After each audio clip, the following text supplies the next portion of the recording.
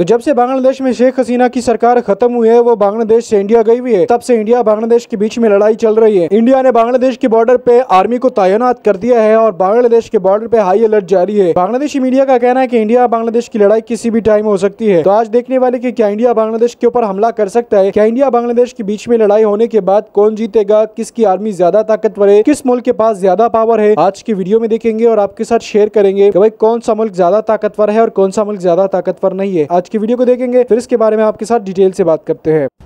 বন্ধুরা, বাংলাদেশ থেকে শেখ হাসিনার সরকার পতন হওয়াতে এক প্রকার পাগল হয়ে গেছে ভারত এবার একের পর এক কঠোর পদক্ষেপ নিচ্ছে বাংলাদেশের বিরুদ্ধে। দুদিন ধরে আপনারা হয়তো খেয়াল করছেন যে গ্রাম অঞ্চলে যারা বসবাস করেন বা আপনাদের মধ্যে যারা গ্রাম থেকে আমাদের ভিডিওটি দেখছেন, অনেকেরই বাসায় কিছুদিন যাবৎ বেশ লোডশেডিং চলছে। কারেন্ট 1 ঘন্টা থাকে তো 2 ঘন্টা থাকে না। এই লোডশেডিংয়ের কারণ হচ্ছে যে ভারত সরকার আমাদেরকে বিদ্যুৎ দেওয়া কমিয়ে দিয়েছে। আমরা ভারতের ঝাড়খণ্ডের আদানি গ্রুপের পাওয়ার প্ল্যান্ট থেকে বিদ্যুৎ নিতাম, যেখান থেকে প্রায় 1200 মেগাওয়াট বিদ্যুৎ আমরা পেতাম, যেটা বাংলাদেশের মোট বিদ্যুতের প্রায় 4%। এই পাওয়ার প্ল্যান্টটি বন্ধ করে দিয়েছে আদানি গ্রুপ। ফলে এক অস্থায়ী লোডশেডিং তৈরি হয়েছে বাংলাদেশের বিভিন্ন জেলায় এবং বিভিন্ন গ্রামে। শুধু ঝাড়খণ্ডের এই পাওয়ার প্ল্যান্টই নয়, বাংলাদেশে আরও ভারতের অনেকগুলো বিদ্যুৎ কেন্দ্র থেকে বিদ্যুৎ নিয়ে আসে। সেসব অঞ্চল থেকেও ভারত বিদ্যুৎ দেওয়া বন্ধ করে দিয়েছে। ফলে আস্তে আস্তে পুরো বাংলাদেশ লোডশেডিংয়ের মহাসংকটে প্লাবিত হচ্ছে। এতে করে বেশ ক্ষতিগ্রস্ত হবে সকল গার্মেন্টস ও শিল্প এলাকা। ভারত সরকার যদি পুরোপুরি বাংলাদেশে বিদ্যুৎ সাপ্লাই বন্ধ করে দেয় এবং বাংলাদেশের যে বিদ্যুৎ কেন্দ্রগুলো আছে তার বেশিরভাগ জ্বালানি কিন্তু ভারত থেকে নেওয়া হয়, সেসব জ্বালানি যদি ভারত দেওয়া বন্ধ করে দেয় তাহলে এক প্রকার অন্ধকারে ধাবিত হবে পুরো বাংলাদেশ। লোডশেডিংয়ের এক মহাবিপর্যয়ের সম্মুখীন হবে বাংলাদেশ। আর এটার একটাই কারণ হলো শেখ হাসিনা সরকারের পতন এবং ছাত্ররা যে আন্দোলন করে ক্ষমতায় বসেছে এবং ডক্টর ইউনূস যে বাংলাদেশের প্রেসিডেন্ট হয়েছে সেটা নিয়ে মোটেও খুশি নয় ভারত সরকার। কারণ ডক্টর ইউনূস ও যে 15 জন উপদেষ্টা রয়েছে তারা কিন্তু সরাসরি ভারত বিরোধী এবং ভারতের বিরুদ্ধে তাদের শক্ত অবস্থান রয়েছে। তাই এই উপদেষ্টাগুলো এবং ডক্টর ইউনূসকে মোটেও পছন্দ করে না ভারত সরকার। ভারত সরকার যে কোনো মূল্যে শেখ হাসিনাকে আবারও বাংলাদেশের ক্ষমতায় দেখতে চায়। শুধু যে বিদ্যুৎ বন্ধ করে দিচ্ছে ভারত তা কিন্তু নয়, ভারত সরকার এবার ভাবছে যে ভারতের বর্ডারগুলো বন্ধ করে দেবে এবং বাংলাদেশের কোনো মানুষদের ভারতের ভিসা দেবে না। এতে করে বাংলাদেশের অনেক শিক্ষার্থী ভারতে পড়াশোনা করতে যায়, তাদেরকে বাংলাদেশে চলে আসতে হবে এবং বাংলাদেশ থেকে প্রতি বছর হাজার হাজার মানুষ ভারতে চিকিৎসার জন্য যায়, সেখানেও আর যেতে পারবে না। ফলে চিকিৎসার অভাবে মারা যেতে পারে হাজার হাজার রোগী। এরপর আরেকটি সবচেয়ে গুরুত্বপূর্ণ বিষয় হলো কটন বা তুলো। বাংলাদেশের যেসব গার্মেন্টস শিল্প রয়েছে যেগুলোর দ্বারা পুরো বাংলাদেশ চলে, সেই সব গার্মেন্টস শিল্পের বেশিরভাগ কটনই আসে ভারত থেকে। ভারত সরকার যদি এখন এসব কটন বাংলাদেশকে দেওয়া বন্ধ করে দেয় তাহলে বাংলাদেশের শিল্পগুলো একদম বন্ধ হয়ে যাবে এবং গার্মেন্টস ব্যবসা এক প্রকার বন্ধের পথে দাঁড়াবে বাংলাদেশের। ঠিকঠাক মতো অর্ডার ডেলিভারি দিতে পারবে না বাংলাদেশ এবং বাংলাদেশ যদি কটন ভারত থেকে না কিনে চীন অথবা অন্য কোনো রাষ্ট্র থেকে নিয়ে আসে তাহলে সেক্ষেত্রেও অনেক বেশি খরচ পড়বে। ফলে আগের রেটে আর প্রোডাক্ট দিতে পারবে না বাংলাদেশ। তখন বিদেশিরা আস্তে আস্তে ভারতমুখী হবে এবং ভারত বাংলাদেশের শিল্প বাণিজ্য সব ক্ষেত্রে আধিপত্য দেখাবে। এমনকি ভারত সরকার বর্তমানে সীমান্তে ব্যাপক হারে সেনা মোতায়েন করছে, অর্থাৎ বাংলাদেশের বর্ডারের আশেপাশে যতগুলো ভারতীয় সেনাবাহিনীর ক্যাম্প রয়েছে সেখানে ব্যাপক হারে সৈন্য বৃদ্ধি করছে ভারত, যেন বাংলাদেশের যে কোনো হুমকি তারা মোকাবেলা করতে পারে। প্রয়োজনে যেন তারা বাংলাদেশে গণ অভ্যুত্থান ঘটাতেও পারে সেই সিদ্ধান্ত নিয়েছে ভারত সরকার। আপনারা হয়তো জানেন যে বাংলাদেশের চারদিকে ভারতের অসংখ্য সেনাঘাঁটি রয়েছে, সেখানে ব্যাপক হারে সৈন্য বৃদ্ধি করছে ভারত সরকার। শুধু তাই নয়, এমনকি ভারতের বর্ডার গার্ড বিএসএফও বৃদ্ধি করা হয়েছে। বর্তমানে ভুটান ও নেপাল সীমান্ত থেকে ব্যাপক হারে বর্ডার গার্ড নিয়ে আসছে ভারত, যেগুলো বাংলাদেশের চারদিকে মোতায়েন করছে ভারত সরকার। বন্ধুরা, ভারতের নরেন্দ্র মোদী প্রশাসন একের পর এক বাংলাদেশকে হুমকি দিচ্ছে যে তারা ইচ্ছা করলে নাকি বাংলাদেশকে দখল করে নিতে পারবে। বাংলাদেশের নাকি কোনো ক্ষমতাই নেই ভারতের সামনে দাঁড়ানোর, এমনটা হুঁশিয়ারি দিচ্ছে ভারতের অনেক গণমাধ্যম। বন্ধুরা, এখন আমরা এক নজরে বাংলাদেশের সামরিক শক্তি আপনাদের সামনে তুলে ধরব। আসলে এই যে বাংলাদেশ 2024 সালে এসে যে অনেক শক্তিশালী হয়ে গেছে তার প্রমাণ পেয়ে যাবেন এই ভিডিওতে এবং এই ভিডিওটিতে 100% সত্য তুলে ধরা হবে এবং গ্লোবাল ফায়ার পাওয়ারের র্যাঙ্কিং অনুযায়ী বাংলাদেশ কতটা শক্তিশালী তাও জানাবো আপনাদের। তাই ধৈর্য সহকারে ভিডিওটি একদম শেষ পর্যন্ত দেখতে থাকুন। তো চলুন শুরু করা যাক। বন্ধুরা, গ্লোবাল ফায়ার পাওয়ার 2024-এর তথ্য অনুযায়ী বর্তমানে বাংলাদেশ পৃথিবীর 37তম শক্তিশালী দেশ এবং বাংলাদেশ সামরিক শক্তিতে 3 ধাপ উন্নতি করেছে। গত বছর বাংলাদেশের অবস্থান ছিল 40তম, এবার 37তম অবস্থানে উঠে এসেছে বাংলাদেশ, যেটা বাংলাদেশ সামরিক বাহিনীর জন্য খুবই ভালো সংবাদ। এবং গত বছরের তুলনায় এই বছর বাংলাদেশের সামরিক বাহিনীর বাজেট অনেক বেশি বৃদ্ধি করা হয়েছে। যেখানে গত বছর বাংলাদেশের সামরিক বাজেট ছিল $3.8 বিলিয়ন, সেখানে 2024 সালে এসে বাংলাদেশের সামরিক বাজেট গিয়ে দাঁড়িয়েছে প্রায় $7 বিলিয়ন। অর্থাৎ বাংলাদেশ এইবার সামরিক বাজেট দ্বিগুণ বৃদ্ধি করেছে, যেটা আমাদের জন্য খুশির সংবাদ। বন্ধুরা, বাংলাদেশের সামরিক বাহিনী মূলত 3 ভাগে বিভক্ত: সেনাবাহিনী, নৌবাহিনী এবং বিমান বাহিনী। আমরা প্রথমে বাংলাদেশ সেনাবাহিনী সম্পর্কে আলোচনা করব, তারপর ধাপে ধাপে বাংলাদেশ নৌবাহিনী এবং বাংলাদেশ বিমান বাহিনী সম্পর্কে আপনাদেরকে জানাবো। গ্লোবাল ফায়ার পাওয়ার 2024-এর তথ্য অনুযায়ী বর্তমানে বাংলাদেশ সেনাবাহিনীতে টোটাল 1,60,000 অ্যাক্টিভ সৈন্য রয়েছে এবং বাংলাদেশ সেনাবাহিনীর হাতে যুদ্ধ ট্যাঙ্ক রয়েছে 620টি, আর্মড ভেহিকলস রয়েছে 13,100টি, সেলফ প্রোপেলড আর্টিলারি রয়েছে 61টি, টাউড আর্টিলারি রয়েছে 437টি এবং MLRS বা রকেট লঞ্চার রয়েছে 71টি। এসব ছাড়াও বাংলাদেশ সেনাবাহিনীতে সম্প্রতি যুক্ত হয়েছে তুরস্কের তৈরি বাইরাক্তার TB2 অ্যাটাক ড্রোন, আর এটি বর্তমান বিশ্বের অন্যতম শক্তিশালী একটি অ্যাটাক ড্রোন। বাংলাদেশ সেনাবাহিনীতে এই অ্যাটাক ড্রোন যুক্ত হওয়াতে বাংলাদেশ সেনাবাহিনী এখন আগের চেয়ে অনেক বেশি শক্তিশালী হয়ে গেছে। এই অ্যাটাক ড্রোনের সাহায্যে বাংলাদেশ সেনাবাহিনী শত্রুপক্ষের যুদ্ধ ট্যাঙ্ক থেকে শুরু করে সাজোয়া যান সবকিছু অনায়াসেই ধ্বংস করতে পারবে। এছাড়াও গত বছর বাংলাদেশ সেনাবাহিনীতে তুরস্কের তৈরি টাইগার মিসাইল যুক্ত হয়েছে, যেটা বাংলাদেশ সেনাবাহিনীর ফায়ার পাওয়ার অনেক গুণ বৃদ্ধি করবে। এছাড়াও চীনের তৈরি লাইট অ্যাটাক যুদ্ধ ট্যাঙ্কও যুক্ত হয়েছে বাংলাদেশের বহরে। মোট 44টির মতো এই ধরনের লাইট অ্যাটাক যুদ্ধ ট্যাঙ্ক যুক্ত হয়েছে বাংলাদেশ সেনাবাহিনীর বহরে। তাই সবকিছু মিলিয়ে বলা যায় যে বাংলাদেশ সেনাবাহিনী এখন বিশ্বের অন্যতম শক্তিশালী একটি সেনাবাহিনী।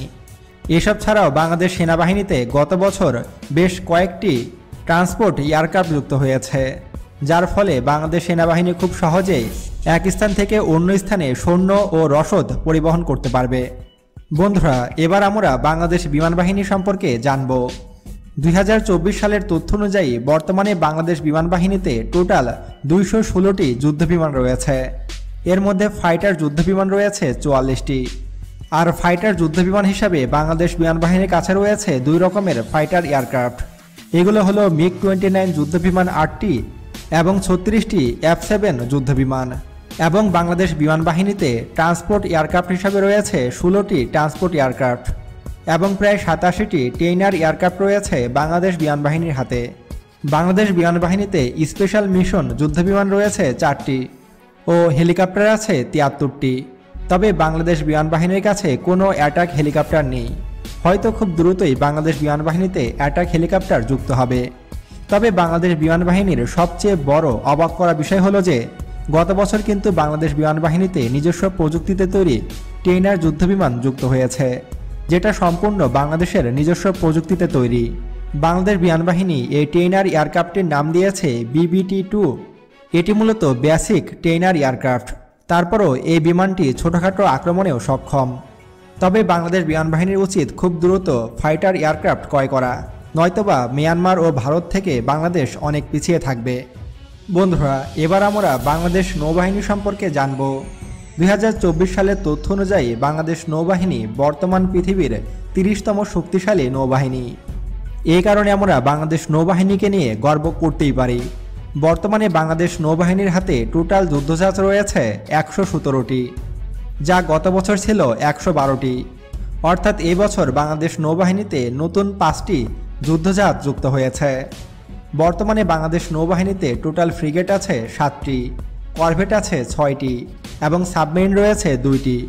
2024 সালে এসেও বাংলাদেশ নৌবাহিনীতে মাত্র 2টি সাবমেরিন রয়েছে, অর্থাৎ বাংলাদেশ নৌবাহিনীতে কোনো সাবমেরিন যুক্ত হয়নি।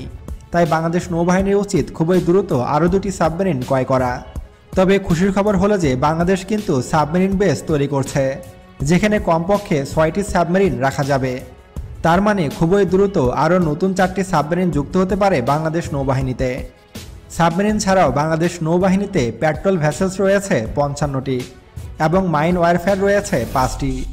আপনাদেরকে জানিয়ে রাখি যে এই মাইন ওয়ারফেয়ারের কাজ হলো মূলত সমুদ্রে থাকা বিভিন্ন ধরনের মাইনের বিস্ফোরণ ঘটানো বা মাইন পরিষ্কার করা। এছাড়াও মাইন বিছানোতেও এই যুদ্ধজাহাজের প্রয়োজন পড়ে। আমাদের প্রতিবেশী দেশ ভারতের হাতে কিন্তু কোনো রকম মাইন ওয়ারফেয়ার যুদ্ধজাহাজ নেই এবং মিয়ানমারের হাতেও কিন্তু কোনো মাইন ওয়ারফেয়ার যুদ্ধজাহাজ নেই। দক্ষিণ এশিয়ার মধ্যে একমাত্র বাংলাদেশের হাতেই 5টি মাইন ওয়ারফেয়ার যুদ্ধজাহাজ রয়েছে। ফলে আমরা এই ক্ষেত্রে অনেক এগিয়ে আছি। বন্ধুরা, আপনাদেরকে জানিয়ে রাখি যে এসবের বাইরেও কিন্তু বাংলাদেশের আরও একটি বাহিনী রয়েছে, যেটি বিশ্বের কিন্তু 1 নম্বর। অর্থাৎ এত বড় বাহিনী পৃথিবীর আর কোনো দেশের কাছে নেই। বাংলাদেশের হাতে রয়েছে 68 লক্ষ প্যারামিলিটারি বাহিনী, যে বাহিনীর সদস্যরা কিন্তু সকল ধরনের অস্ত্র চালাতে সক্ষম। অর্থাৎ এই বাহিনীকে কিন্তু ভারত ও মিয়ানমার জমের মতোই ভয় পায়। বন্ধুরা, বাংলাদেশ সেনাবাহিনী, নৌবাহিনী এবং বিমান বাহিনী ছাড়াও কিন্তু বাংলাদেশের আরও বেশ কয়েকটি বাহিনী রয়েছে। তার মধ্যে উল্লেখযোগ্য বাহিনীগুলো হলো বাংলাদেশ বর্ডার গার্ড বাহিনী অর্থাৎ বিজিবি, যাদের কাজ হলো বাংলাদেশের বর্ডারের সুরক্ষা দেওয়া। এর সদস্য সংখ্যা কিন্তু মোটেও কম নয়, প্রায় 1 লক্ষ সদস্য আছে বিজিবির। যুদ্ধক্ষেত্রে কিন্তু এরাও গুরুত্বপূর্ণ ভূমিকা পালন করে। এছাড়া বাংলাদেশের আরও একটি শক্তিশালী বাহিনী হলো বাংলাদেশ পুলিশ। বাংলাদেশ পুলিশ সদস্য কিন্তু দিনকে দিন বেড়ে চলেছে। বর্তমানে প্রায় কয়েক লক্ষ পুলিশ সদস্য রয়েছে বাংলাদেশের হাতে, যারা কিন্তু মোটামুটি অস্ত্র চালাতে সক্ষম। এছাড়াও বাংলাদেশের হাতে রয়েছে সোয়াট স্পেশাল ফোর্স, র্যাব অর্থাৎ র্যাপিড অ্যাকশন ব্যাটালিয়ান, এসএসএফ বাহিনী। এসব ছাড়াও আরও বেশ কয়েকটি বাহিনী রয়েছে বাংলাদেশের, যারা যুদ্ধক্ষেত্রে কিন্তু অংশগ্রহণ করতে সক্ষম।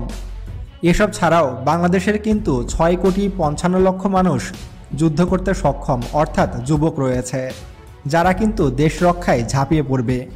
মাতৃভূমিকে রক্ষায় যারা যে কোনো কিছু করতে পারে। তাই সব কিছু মিলিয়ে বলা যায় যে বাংলাদেশ পৃথিবীর মধ্যে অন্যতম শক্তিশালী একটি দেশ। বন্ধুরা, অস্ত্রশস্ত্র ছাড়াও বাংলাদেশ কিন্তু বর্তমানে ব্যাপক হারে সামরিক ঘাঁটি বৃদ্ধি করছে। এছাড়াও বিমান বাহিনীর জন্য কিন্তু বেশ কয়েকটি নতুন বিমান ঘাঁটিও তৈরি করছে বাংলাদেশ সরকার। তাই বলা যায় যে 2030 সালের মধ্যে বাংলাদেশ হবে পৃথিবীর অন্যতম শক্তিশালী একটি সুপার পাওয়ার। তবে বাংলাদেশের সামরিক শক্তি যতই বৃদ্ধি পাক না কেন, আমরা কিন্তু কাউকে প্রথমে আঘাত করব না। কেউ যদি আমাদের ওপর আক্রমণ করে তাহলে তার গলা কাটা জবাব দেব আমরা। জয় বাংলা, জয় বঙ্গবন্ধু, জয় শেখ হাসিনা। আল্লাহ হাফেজ। तो आप लोग देख रहे होंगे पिछले 1-1.5 महीने से 2 महीने से देख रहे होंगे कि जब से शेख हसीना बांग्लादेश से गई है, तब से बांग्लादेश इंडिया के बॉर्डर पे हालात खराब हुए। पहले बांग्लादेश के ऊपर इंडिया ने पानी छोड़ा, जब पानी का मामला खत्म हुआ तो बॉर्डर के ऊपर बांग्लादेश के लिए मुश्किलात का सामना करना पड़ा। और ये मुश्किलात आप लोगों ने देखी होगी किस तरीके से मुश्किलात थी। पहले इंडिया ने बांग्लादेश के बॉर्डर पे हाई अलर्ट जारी कर दिया और आर्मी को तैनात कर दिया, उसके बाद गोलाबारी की और उसके बाद जो है वो अब जो है बांग्लादेश के ऊपर हमला करने की बात करा। मैं इस बात को मानने को तैयार हूँ कि इंडिया दुनिया का ताकतवर आर्मी में से एक है और बांग्लादेश का नंबर बहुत पीछे आता है। लेकिन बांग्लादेश ने जिस तरीके से तैयारी की है वो किसी को बताता नहीं है। आर्मी का रैंक तब माना जाता है जब आप जो है वो पब्लिक करते हो चीजों को। मिसाल के तौर पे मेरे पास 50 मिसाइल है और मैं 25 शो करूं तो वर्ल्ड जो आर्मी का जो वर्ल्ड रैंक है वो उन 25 के हिसाब से आएगा, 50 से नहीं आएगा, क्योंकि 50 में से 25 तो मैंने शो नहीं किए। तो इसी तरीके से बांग्लादेश ने बहुत सारी इक्विपमेंट ली है जो अभी तक शो नहीं किया। इसी तरीके से सेम चीज अफगानिस्तान, ईरान ने भी की है। ये वो सारे इस्लामी मुल्क है जिनके पास एटम बम नहीं है, लेकिन ये तैयारी कर रहे उनकी मिसाइलों को लेने के लिए, उनकी उन सारी चीजों को लेने के लिए। और अभी भी रिसेंटली आप लोगों ने देखा कि बांग्लादेश पाकिस्तान के साथ एटमी मुआहदा कर रहा है। इसके अलावा मिसाइल से ली पाकिस्तान से। इसके अलावा बांग्लादेश ने पाकिस्तान के साथ बहुत सारे मिसाइलों की बात की है, काम किया है, ऑर्डर्स किए है, 40 टन के करीब ऑर्डर दिया है। तो ये सारी चीजें देखे कहीं ना कहीं हमें यही लगता है कि अगर बांग्लादेश इंडिया की लड़ाई हो जाती है तो डेफिनेटली बांग्लादेश भी कहीं ना कहीं कंट्रोल कर सकता है। बांग्लादेश के ऊपर अब इंडिया अगर एटम बम भेजेगा तो इंडिया खुद भी तबाह हो सकेगा, क्योंकि इंडिया और बांग्लादेश जो है वो ऐसी जगह पे है कि बांग्लादेश इंडिया के बीच में है। एक साइड पे भी इंडिया है और दूसरे साइड पे भी इंडिया है, तीसरी साइड पे भी इंडिया है। तो अगर बांग्लादेश के ऊपर एटम बम भेजेगा, सेंड करेगा, वो इंडिया को भी होगा, बहुत ज्यादा होगा। लेकिन अगर जंग हो जाती है तो दोनों आर्मी तकरीबन कंट्रोल एक दूसरे के मुल्क को कर सकती है।